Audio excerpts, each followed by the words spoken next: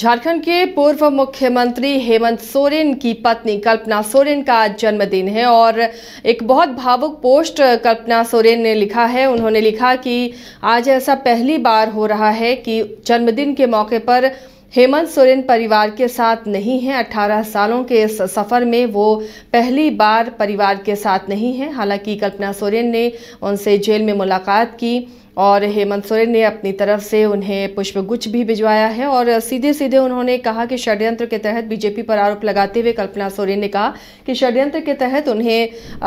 Jail भेजा गया है, लेकिन झारखंड कभी झुकेगा नहीं और हेमंत है तो हिम्मत है। तो एक बार फिर से कोशिश की, जो समर्थक हैं, कार्यकर्ता हैं, वो एकजुट रहें और मजबूती दिखाने की कोशिश कल्पना सोरेन ने भी की है। एक तरह से जो कयास अब लगाए जा रहे हैं कि क्या कल्पना सोरेन ही अब आगे पार्टी की कमान संभालेंगी जब तक हेमंत सोरेन जेल में है। क्या बागडोर जिस तरह से हेमंत सोरेन संभालते रहे हैं अपनी पार्टी की, वो जिम्मेदारी कल्पना सोरेन के कंधे पर आ गई है। बहुत सारे ऐसे सवाल हैं। बहरहाल इस बर्थडे पर किए गए भावुक पोस्ट की चर्चा हो रही है और काफ़ी वायरल भी हो रहा है ये पोस्ट। करिश्मा हमारी सहयोगी हमारे साथ जुड़ी हुई है इस वक्त बोकारो से।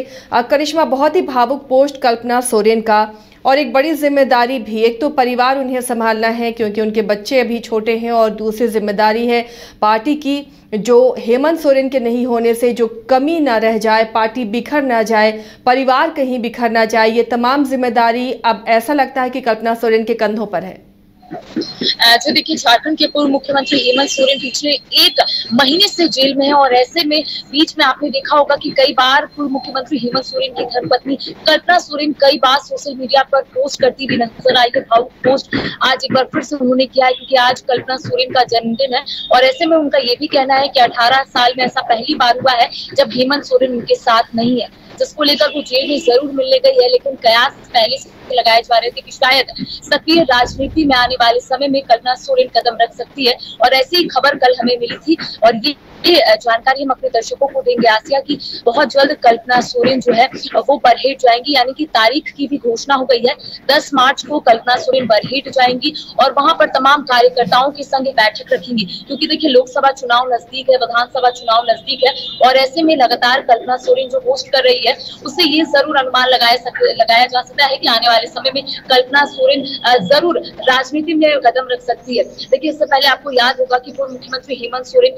31 जनवरी को ईडी की ओर से उन्हें डिटेन कर लिया गया था और यही कयास लगाया जा रहा था कि शायद अगर इफ और बट का सिचुएशन आता है तो मुख्यमंत्री के तौर पर कल्पना सोरेन को आगे किया जाएगा, लेकिन ऐसा नहीं हुआ। पार्टी ने रिस्क नहीं उठाया और चंपई सोरेन जरूर मुख्यमंत्री बने, लेकिन अब कह सकते हैं कि बरहेट जब वो जाएंगी तमाम कार्यकर्ताओं के संग एक बैठक रखेगी तो कहीं ना कहीं हम ये कह सकते हैं कि अब आने वाले समय में कल्पना सोरेन जरूर कमान संभालेगी। लेकिन उनके पोस्ट से जरूर ये देखने को मिलता है कि कल्पना सोरेन काफी मिस कर रही है पूर्व मुख्यमंत्री हेमंत सोरेन को। कहीं ना कहीं वो कमी जो है वो खल रही है और वो लगातार भाव पोस्ट करती हुई नजर आती है। आज उन्होंने स्पष्ट रूप से कहा है कि बीजेपी ने जो षड्यंत्र रचाया था उस षड्यंत्र के तहत आज पूर्व मुख्यमंत्री हेमंत सोरेन जरूर जेल में बंद है, लेकिन आने वाले समय में वो लोगों के बीच होंगे। आपने देखा होगा आज कि छात्र मुक्ति मोर्चा की ओर से लगातार न्याय यात्रा निकाली जा रही है और उनका कहना है कि हम लोग जल्द ही पूर्व मुख्यमंत्री हेमंत सोरेन को जेल से रिहा कर देंगे। और इस बीच खबरें सामने आई कि कल्पना सोरेन अब पूरे तरीके से राजनीति में कदम रख सकती है और वो भी पूर्व मुख्यमंत्री हेमंत सोरेन के जो चुनावी क्षेत्र है बरहेट से, वहीं से वो पहले कदम रखेगी, यानी कि वहां के तमाम झामुमो के कार्यकर्ताओं के संग बैठक रखकर तमाम रणनीति को लेकर चर्चाएं करेंगी। क्योंकि देखिए, आपने देखा होगा कि आखिरी बार कल्पना सोरेन को 29 दिसंबर को देखा गया था जब झामुमो की विधायकों की बैठक सीएम हाउस में रखी गई थी और उसकी अध्यक्षता खुद पूर्व मुख्यमंत्री हेमंत सोरेन कर रहे थे। लेकिन करिश्मा, यहाँ पर एक चीज समझना चाहेंगे, ये कितना मुश्किल होगा कल्पना सोरेन के लिए, क्योंकि जब हेमंत सोरेन भी थे और उन्होंने कोशिश की लेकिन कल्पना के नाम पर सहमति नहीं बनी और फिर चंपई सोरेन का नाम आगे आया। ऐसे में जो परिवार की तरफ से विरोध हो, चाहे वो सीता सोरेन हो या बसंत सोरेन हो या पार्टी के अगर वरिष्ठ नेता उनके नाम पर आपत्ति जताते हो, तो ऐसे में क्या उनके लिए बहुत मुश्किल होगा कि पार्टी की कमान वो अपने हाथों में लें जिस तरह से हेमंत सोरेन लिया करते थे? तो देखिए, कल्पना सोरेन के लिए मुश्किलों भरा जरूर होने वाला है और कहीं ना कहीं ये हम जरूर कह सकते हैं कि जिस तरीके से आपने सही कहा कि इससे पहले सहमति बनी थी कि शायद कल्पना सोरेन जो है झारखंड की अगली मुख्यमंत्री बन सकती है, लेकिन पार्टी ने कोई रिस्क नहीं लिया आज से और यहाँ पर चंपई सोरेन जरूर मुख्यमंत्री बन गए। लेकिन अब कहीं ना कहीं कल्पना सोरेन पूरे तरीके से एक्टिव नजर आ रही है। इससे पहले कल्पना सोरेन इतनी एक्टिव नजर नहीं आती थी क्योंकि पूर्व मुख्यमंत्री हेमंत सोरेन तमाम कार्य को यहाँ पर देखते थे और जो भी बैठक होती थी उसमें कल्पना सोरेन कभी भी मौजूद नहीं रहती थी। तो ये कहना भी बहुत मुश्किल रहता था कि कल्पना सोरेन राजनीति में आएगी या फिर नहीं आएगी। लेकिन आखिर जब उन्हें 29 दिसंबर को देखा गया था झामुमो के तमाम जो विधायक उनकी बैठक रखी गई थी सीएम हाउस में, तब वहां पर तमाम जो झामुमो के विधायक थे वो तो मौजूद थे, लेकिन कल्पना सोरेन भी वहां पर मौजूद थी। लेकिन उस दिन कल्पना सोरेन कुछ नहीं बोली थी और उस वक्त ये सहमति बनी थी कि अगर थोड़ा सा भी सिचुएशन बिगड़ता है या फिर एक और बढ़ता सिचुएशन आता है तो कल्पना सोरेन जरूर कमान संभालेगी। लेकिन पार्टी ने, मैंने आपको पहले कहा कि रिस्क नहीं लिया है, लेकिन अब काफी मुश्किलों भरा रहने वाला है और ऐसे में उन्होंने पहली जो शुरुआत है वो बरहेट से करेंगी, क्योंकि देखिए पहले 10 मार्च को बरहेट जाएंगी और पहले झामुमो के कार्यकर्ताओं के साथ बैठक रखेगी। देखिए प्रखंड के जो अध्यक्ष है राजा राम मराठी, उन्होंने तो स्पष्ट रूप से कहा है कि पहले यहाँ पर कल्पना सोरेन आएगी, तमाम चीजों को देखेगी, तमाम कार्यकर्ताओं से मिलेगी, क्योंकि जब भी पूर्व मुख्यमंत्री हेमंत सोरेन बरहेट जाते थे पहले झामुमो के तमाम कार्यकर्ताओं से मुलाकात करते थे, उनसे राय लेते थे और ये जानने और समझने की कोशिश करते थे कि आखिर वो लोग क्या सोच रहे। शायद उन्हीं के कदम पर कल्पना सोरेन जो है वो आगे बढ़ रही है और कहीं ना कहीं तमाम झामुमो के विधायकों से वो बातचीत करेगी। लेकिन आज इस तरीके से उन्होंने भावुक पोस्ट किया है। लेकिन इससे पहले भी हम अपने दर्शकों को याद करवाएंगे आज क्या, इससे पहले भी कल्पना सोरेन एक भावुक पोस्ट किया था। उनका कहना था कि ऐसा पहली बार हो रहा है कि हेमंत सोरेन अपने परिवार के साथ नहीं। आज उसी तरीके से उन्होंने यहाँ पर लिखा है कि पहली बार ऐसा देखने को मिल रहा है, क्योंकि हमेशा वो इनडायरेक्टली लिखा करती थी कि षड्यंत्र के तहत उन्हें जेल भेजा गया है, लेकिन आज उन्होंने स्पष्ट रूप से कहा है कि बीजेपी की ओर से जो षड्यंत्र